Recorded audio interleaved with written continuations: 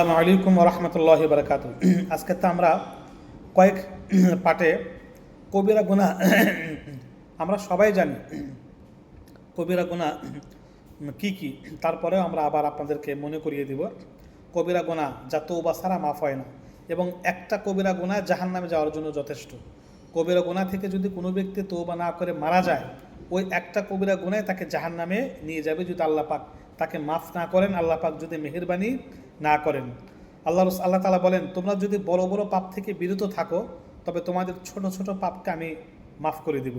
কবিরা গুনাহ করলে ইমান অত্যন্ত দুর্বল হয়ে পড়ে, কবিরা গুনাহ করলে ইমান দুর্বল হয়ে যায়, অর্থাৎ মুসলমানদের যে রীতিনীতি তার থেকে সে দূরে সরে যেতে থাকে।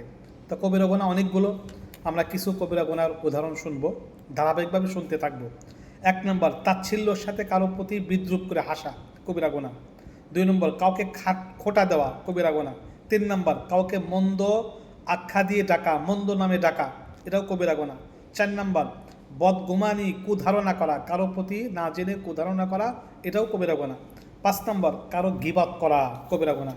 দেখেন প্রত্যেকটি গুনাই, এই যে বলা হচ্ছে প্রত্যেকটি কবিরা গুনাই আমরা খুব সহজভাবে করে থাকি, যেটা খুব সহজে করি, যেটা খুবই দুঃখজনক। 7 নম্বর, বিনা কারণে কাউকে দোষারোপ করা, এটাও কবিরা গুনাহ। 8 নম্বর, চগলখড়ি করা, কবিরা গুনাহ। 9 নম্বর, তহমত, কাউকে অপবাদ দেওয়া বা অপবাদ লাগানো, কবিরা গুনাহ। 10 নম্বর, ধোঁকা দেওয়া, কবিরা গুনাহ। 11 নম্বর, কাউকে তার অতীতের গুনাহের উপর লজ্জা দেওয়া, এটা কবিরা গুনাহ। অতীতে কেউ গুনাহ করছে সেটা বারবার করে লজ্জা দেওয়া, এটাও কবিরা গুনাহ। 12 নম্বর, কারো ক্ষতির উপরে খুশি হওয়া, কারো ক্ষতি হয়েছে আপনি খুশি হলেন, এটাও কবিরা গুনাহ। 13 নম্বর, তাকাব্বুরি, অহংকার করা, কবিরা গুনাহ।